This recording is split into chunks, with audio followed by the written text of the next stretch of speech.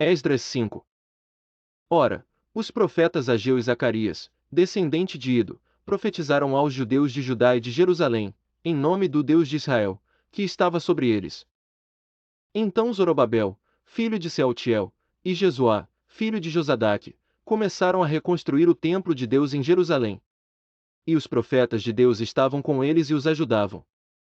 Naquela época Tatenai, governador do território a oeste do Eufrates, Setar-Bozenai e seus companheiros foram perguntar a eles, quem os autorizou a reconstruir este templo e estes muros? E como se chamam os homens que estão construindo este edifício? Mas os olhos do seu Deus estavam sobre os líderes dos judeus, e eles não foram impedidos de trabalhar até que um relatório fosse enviado a Dário e dele se recebesse uma ordem oficial a respeito do assunto.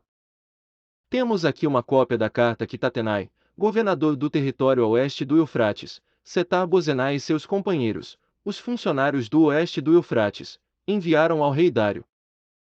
O relatório que lhe enviaram dizia o seguinte: ao rei Dário, paz e prosperidade.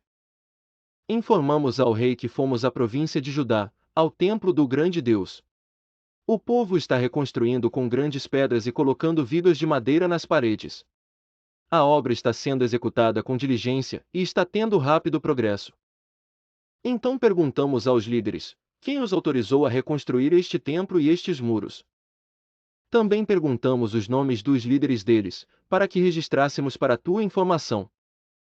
Esta é a resposta que nos deram: somos servos do Deus dos céus e da terra, e estamos reconstruindo o templo construído há muitos anos, templo que foi construído e terminado por um grande rei de Israel.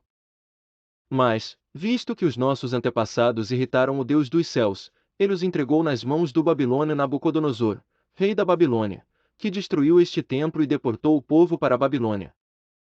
Contudo, no seu primeiro ano como rei de Babilônia, o rei Ciro emitiu um decreto ordenando a reconstrução desta casa de Deus.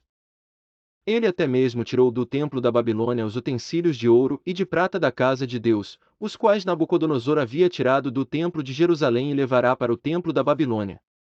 O rei Ciro os confiou a um homem chamado Sesbazar, ao qual tinha nomeado governador. E lhe disse: leve estes utensílios e coloque-os no templo de Jerusalém, e reconstrua a casa de Deus em seu antigo local. Então Sesbazar veio e lançou os alicerces do templo de Deus em Jerusalém. Desde aquele dia ela tem estado em construção, mas ainda não foi concluída.